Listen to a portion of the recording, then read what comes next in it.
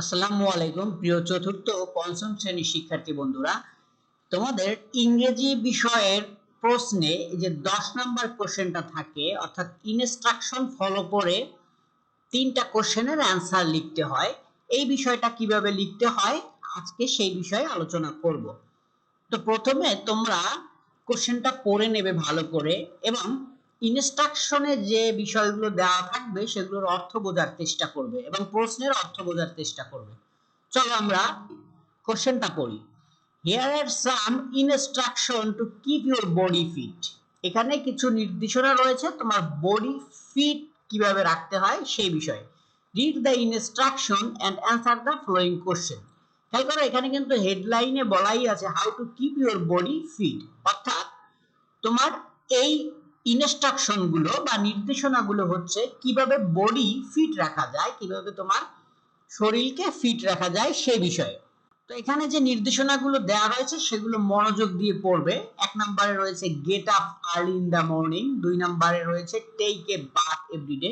অর্থ বোঝার চেষ্টা করবে। 1 নম্বরে যেটা বলছে get up early in the morning অর্থাৎ ঘুম থেকে ওঠো খুব সকালে, টেক এ বাথ এভরিডে প্রতিদিন গোসল করো, ইট এ ব্যালেন্স ফুড খাও ভারসাম্যপূর্ণ খাবার বা balance food, drink enough water পান করো পর্যাপ্ত পানি, ডু সাম এক্সারসাইজ রেগুলারলি করো নিয়মিত কিছু ব্যায়াম, go to bed in time ঘুমাতে যাও যথাসময়ে। খেয়াল করবে এখানে তোমাদের বইয়ের উপযোগী ওয়ার্ড দিয়েই এই প্রশ্নগুলো করা হয়। সো তোমরা যারা ভোকাবুলারি বেশি বেশি পড়ো, বেশি বেশি ওয়ার্ড মিনিং মুখস্থ করো, তারা সবগুলো ওয়ার্ড মিনিং পারবে এবং অর্থটা বুঝতে পারবে। এই জন্য আমি বলি সবসময় ভোকাবুলারি বেশি বেশি পড়বে। তো আমরা বুঝে গেলাম যে বডি কিভাবে ফিট রাখতে হবে সেই বিষয়ে 5টা নির্দেশনা রয়েছে। এখন তুমি প্রশ্নগুলো কিভাবে লিখবে খেয়াল করো। কোশ্চেনে বলা আছে, question number A, when should you get up? তোমার কখন ঘুম থেকে ওঠা উচিত? should অর্থ উচিত, when কখন। when should you get up? তোমার কখন ঘুম থেকে ওঠা উচিত। খেয়াল করো এই প্রশ্নটাকে বলে নলেজ কোশ্চেন, অর্থাৎ এই কোশ্চেনটার উত্তর সরাসরি তুমি এই ইনস্ট্রাকশনের মধ্যেই পাবে। তুমি কখন ঘুম থেকে ওঠো, এখানে দেখো 1 নাম্বার ইনস্ট্রাকশনে বলা ছিল get up early in the morning, অর্থাৎ সকালে ঘুম থেকে উঠতে হবে। এখন এই কোশ্চেনটা তোমাকে সাজিয়ে লিখতে হবে I should get up early in the morning. অ্যান্সারটা হবে I should get up early in the morning, আমার ঘুম থেকে ওঠা উচিত খুব সকালে। এরপরে বি নাম্বার কোশ্চেনটা দেখো, why should you take a bath every day. এই কোশ্চেনটাকে বলে আন্ডারস্ট্যান্ডিং কোশ্চেন, অর্থাৎ এই কোশ্চেনটা তুমি হুবহু এখানে পাবে না ইনস্ট্রাকশনের মধ্যে, এটা তোমাকে একটু বুঝে আনসার করতে হবে। Why should you take a bath every day অর্থটা আগে বুঝে নেবে। কেন শুড ইউ তোমার উচিত টেক এ বাথ এভরিডে প্রতিদিন গোসল করা, মানে কেন তোমার প্রতিদিন গোসল করা উচিত। দেখো এখানে কিন্তু বলা ছিল টেক এ বাথ এভরিডে, কিন্তু কেন তোমার প্রতিদিন গোসল করা উচিত সেটা কিন্তু বলা নাই। তো তুমি এটাকে বুঝে অ্যান্সারটা করবে, এজন্য তোমাকে নিজে অ্যান্সার লেখাটা শিখতে হবে। তুমি এই কোশ্চেনটা লিখবে এভাবে, I should take a bath every day, আমার প্রতিদিন গোসল করা উচিত, বিকজ কারণ, it keeps my body clean and fresh, এটা আমার শরীরকে রাখে পরিষ্কার এবং সতেজ।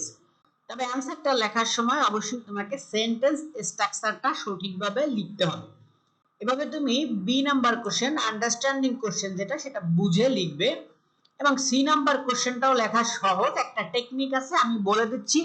How do you keep your body fit, এই কোশ্চেনটাকে বলে অ্যাপ্লিকেশন কোশ্চেন, অর্থাৎ তুমি কিভাবে এই ইনস্ট্রাকশনগুলো প্রয়োগ করবে সেই বিষয়ে এই কোশ্চেনটা থাকে। How do you keep your body fit অর্থাৎ তুমি কিভাবে তোমার শরীরকে ফিট রাখবে বা কর্মক্ষম রাখবে।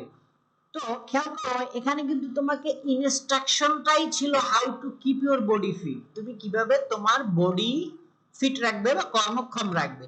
এখন তুমি এই কোশ্চেনটার উত্তর লেখার সময় এই সবগুলো ইনস্ট্রাকশন ব্যবহার করে তুমি তোমার বডি কিভাবে ফিট রাখবে সেটার অ্যান্সার করতে পারো। সেক্ষেত্রে তুমি প্রথমে স্ট্রাকচারটা সাজাবে অ্যান্সারের, যেমন আই ক্যান, যেহেতু ইউ বলছে I can keep my body fit, আমি পারি রাখতে আমার বডি কর্মক্ষম, I can keep my body fit, এরপর টু দিয়ে এই যে উপরে ইনস্ট্রাকশন গুলো রয়েছে সেগুলো তুমি বসিয়ে দিতে পারো। তাহলে অ্যান্সারটা যেটা দাঁড়াবে, I can keep my body fit to get up early in the morning, comma, take a bath every day, eat balanced food, drink enough water, do some exercise regularly and go to bed in time। এভাবে যদি তুমি answer করতে পারো তাহলে তুমি এই 6 number পেয়ে যাবে। তো এই ছিল ইনস্ট্রাকশন ফলো করে কোশ্চেনের অ্যান্সার 3টা কিভাবে লিখতে হয় সেই বিষয়ে ভিডিও। সবাই ভালো থাকবে। এরপর আমরা পরবর্তীতে আরেকটা কোশ্চেনের বিষয়ে আলোচনা করব। সবাইকে ধন্যবাদ।